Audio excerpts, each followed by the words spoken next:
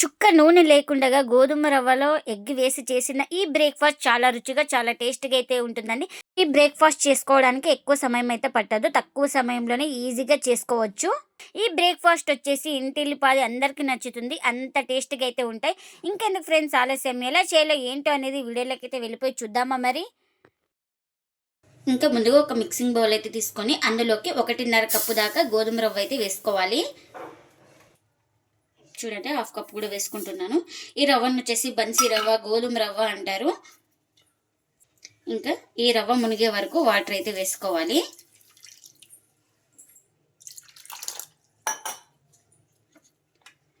చూడండి, ఇంకా మునిగే వరకు వాటర్ అయితే వేసుకొని ఇలా ఒకసారి స్పూన్ తోటి బాగా కలిపేసుకుందాం. ఇక్కడ ఉండలు లేకుండా ఇలా బాగా కలిపేసుకోవాలి. ఇంకా ప్లేట్ అయితే పెట్టేసుకొని ఒక 10 నిమిషాలు అయితే పక్కన పెట్టేసుకుంటే మనకు రవ్వ అనేది బాగా నానుతుంది. ఇంకా ముందుగా స్టవ్ అయితే ఆన్ చేసుకొని ఒక కడాయి పెట్టేసుకొని అందులోకి కారానికి తగినంత మిర్చి అయితే వేసుకోవాలి. ఇంకా ఇలా చిన్నగా కట్ చేసుకున్న అల్లం కూడా వేసుకోవాలి.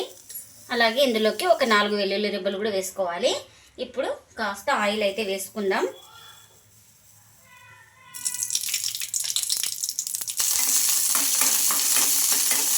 ఇంకా ఇది కాస్త వేగిన తర్వాత ఇందులోకి పల్లీలు అయితే వేసుకుంటున్నా. ఇంకా ఈ పల్లీలు కూడా బాగా ఫ్రై చేసుకోవాలి దీంతో పాటు.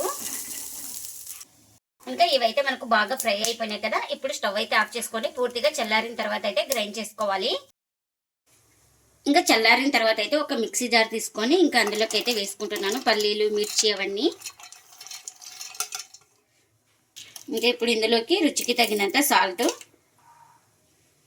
అలాగే కాస్త వాటర్ అయితే వేసుకొని ఇంకా మనం మూత పెట్టేసుకొని గ్రైండ్ చేసుకోవాలి. ఇంకా గ్రైండ్ చేసుకున్న తర్వాత ఒక బౌల్లోకి అయితే తీసుకుంటున్నాను చట్నీని. ఇంకా ఈ చట్నీకి పోపు కూడా వేసేసుకున్నాను. ఆ పోపును కూడా చట్నీలోకి అయితే వేసుకుంటున్నా. ఇంకా మనకు చట్నీ అయితే రెడీ అయిపోయింది. ఇంకా ఇప్పుడు ఒక 10 నిమిషాల తర్వాత అయితే మీకు చూపిస్తున్నాను. మనకు రవ్వ అనేది బాగా నానిపోయింది చూడండి. ఇంకా మనకు నీళ్ళు కూడా బాగా అబ్జర్వ్ అయితే అయ్యింది కదా. ఇప్పుడు ఇలా మొత్తం ఒకసారి బాగా కలిపేసుకొని ఇంకా ఇప్పుడు ఒక మిక్సీ జార్ అయితే తీసుకొని ఇంకా అందులోకి అయితే ఈ రవ్వని అయితే వేసుకుంటున్నాను. ఇక్కడ నేను ఇప్పుడు ఇందులోకి ఒక 2 ఎగ్స్ అయితే వేసుకుంటున్నాను.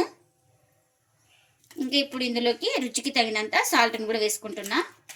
ఇంకా ఇప్పుడు మూత పెట్టేసుకొని స్మూత్గా గ్రైండ్ చేసుకోవాలి. వాటర్ ఏమైనా అవసరమైతే వాటర్ కూడా వేసుకొని గ్రైండ్ చేసుకోవాలి. ఇంకా గ్రైండ్ చేసుకున్న తర్వాత ఒక బౌల్ తీసుకొని ఇంకా అందులోకి అయితే ఈ పిండిని అయితే వేసుకోవాలి. ఇలా స్మూత్గా గ్రైండ్ చేసుకోవాలి. ఇంకా చూడండి, ఇంకా మనకు బ్యాటర్ వచ్చేసి ఇలా ఉండాలి.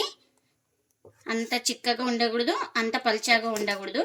నేను ఇక్కడ చూపిస్తున్నాను కదా వీడియోలో, ఈ విధంగా అయితే ఉంటే చాలు మనకు. ఇంకా ఇప్పుడు ఇందులోకి ఒక 1/4 టీ స్పూన్ దాకా బేకింగ్ సోడా అయితే వేసుకొని మొత్తం ఇలా బాగా కలిపేసుకోవాలి. మనం ఎందుకంటే ఇన్స్టెంట్గా చేస్తున్నాం కాబట్టి ఇంకా బేకింగ్ సోడా అయితే వేసుకున్నాను. ఇంకా నేను ఇక్కడ దోశ వేసుకోవడానికి పెన్నం కూడా పెట్టేసుకున్నాను. పెన్నం కూడా హీట్ అయింది మనకు. ఇంకా కాస్త ప్యాన్ హీట్ అయిన తర్వాత ఇప్పుడు పిండిని మొత్తాన్ని ఒకసారి ఇలా బాగా కలిపేసుకొని మనకు ఎంత కావాలో అంత వేసుకోవాలి. బ్యాటర్ వచ్చేసి ఇంకా ఇలా వెంటనే స్ప్రెడ్ చేసుకోవాలి. మొత్తం మనకు పెన్నం ఎంత వెడల్పు ఉందో ఇంకా అలా ఇలా మొత్తం స్ప్రెడ్ చేసుకోవాలి. ఇంకా మొత్తం ఇలా స్ప్రెడ్ చేసుకొని ఇంకా స్టవ్ మీద అయితే పెట్టేస్తున్నాను. ఇంకా ఇలా ఒక వైపు కాలిన తర్వాత మరో వైపుకి అయితే టర్న్ చేస్తున్నాను ఈ దోశను. మనకు దీనికి ఆయిల్ అయితే ఏం అవసరం లేదండి. ఆయిల్ లేకుండా ఈరోజు దోశలు అయితే చూపిస్తున్నాను మీకు హెల్దీగా. ఇంకా మనం ఈ దోశను ఒక సైడ్ అయినా కాల్చుకోవచ్చు, 2 వైపులైనా కాల్చుకోవచ్చు అండి. ఈ విధంగా కాల్చుకుంటే చాలు మనకు. ఇంకా ఇప్పుడు మనకు ఈ దోశ అయితే రెడీ అయిపోయింది. ఇంకా ఫోల్డింగ్ అయితే చేసుకొని ఒక ప్లేట్లోకి అయితే తీసుకుంటున్నా.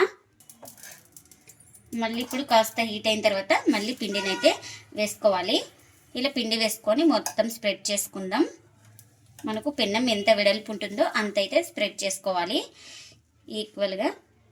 ఇలా మొత్తం స్ప్రెడ్ చేసుకున్న తర్వాత ఇంకా స్టవ్ మీద అయితే పెట్టేసుకుందాం. చూడండి, ఇలా ఎగ్ వేయడం వల్ల మనకు బబుల్స్ అయితే వస్తున్నాయి. ఇంకా ఇలా ఒక సైడ్ కాలిన తర్వాత మరోవైపు అయితే ఇలా టర్న్ చేసుకుంటున్నాను. మీ ఇష్టం అండి, ఎలా అయినా కాల్చుకోవచ్చు. ఒక్క సైడే బాగా కాల్చుకొని కూడా తీసుకోవచ్చు. నేను ఇక్కడ 2 వైపులు అయితే కాల్చుకునేది చూపిస్తున్నాను మీకు. ఇంకా మనకు ఇది కూడా 2 వైపులా బాగా కాల్చుకున్నానండి. ఈ దోశను కూడా ఇంకా ప్లేట్లోకి అయితే తీసుకుంటున్నాను. ఇంకా ఇప్పుడు స్టవ్ మీదనే చూపిస్తున్నానండి మీకు ఒకసారి. ఇంకా మనకు ఎంత పిండి కావాలో ఇంకా అంత పిండిని అయితే వేసుకొని ఇలా స్ప్రెడ్ చేసుకోవాలి. చూడండి ఇలా ఈక్వల్గా స్ప్రెడ్ చేసుకొని ఇలా పెట్టేసుకోవాలి. ఇంకా మనం ఈ దోశలు అయితే ఏ అడవుడి లేకుండా ఈజీగా అప్పటికప్పుడు చాలా ఈజీగా చేసుకోవచ్చండి. అంత టేస్ట్గా అయితే ఉంటాయండి. మనకు ఇంట్లో ఏ దోశ పిండి కానీ ఇడ్లీ పిండి లేనప్పుడు ఇలా ఇన్స్టెంట్గా అప్పటికప్పుడు చాలా ఈజీగా చేసుకోవచ్చు. టైం కూడా సేవ్ అవుతుంది మనకు. ఇంకా అన్నీ ఇలానే చేసుకోవాలి. ఇది కూడా 2 వైపులు అయితే బాగా కాల్చుకున్నాను కదా. ఈ దోశ కూడా రెడీ అయిపోయింది మనకు. ఇంకా అన్ని ఎన్ని అయితే అన్నీ ఇలానే చేసుకోవాలి. చుక్క నూనె లేకుండా గోధుమ రవ్వ ఎగ్గుతో దోశలు అయితే రెడీ అయిపోయినాయండి. ఇవి హెల్త్ కూడా చాలా మంచిది. చాలా సాఫ్ట్గా చాలా టేస్ట్గా అయితే ఉంటాయండి. అప్పటికప్పుడు చాలా ఈజీగా చేసుకోవచ్చు. మనం మార్నింగ్ బ్రేక్ఫాస్ట్ గాను నైట్ డిన్నర్ గాను చేసుకోవచ్చండి. అంత టేస్ట్గా అయితే ఉంటాయి. నార్మల్ దోశల కన్నా ఈ దోశలు అయితే చాలా టేస్ట్గా అయితే ఉంటాయండి.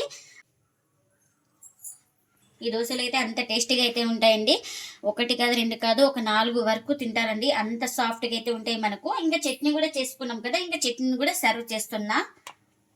ఇంకా దోశను అయితే మీకు చూపిస్తున్నాను చూడండి. చాలా సాఫ్ట్గా అంటే చాలా సాఫ్ట్గా వస్తాయండి ఈ దోశలు. అంత బాగుంటాయి మనకు. టేస్ట్ కూడా మీరు కూడా తప్పకుండా ఒకసారి ఇలా ట్రై చేసి మీకు ఎలా వచ్చిందో కామెంట్ అయితే చేయండి ఫ్రెండ్స్. ఇదండి ఇవాళ బ్లాగ్. ఈ వీడియో కనుక నచ్చితే ప్లీజ్ లైక్ చేయండి, షేర్ చేయండి, కామెంట్ చేయండి. అలాగే లైక్ చేసి సపోర్ట్ చేయండి friends. Thanks for watching. Bye bye.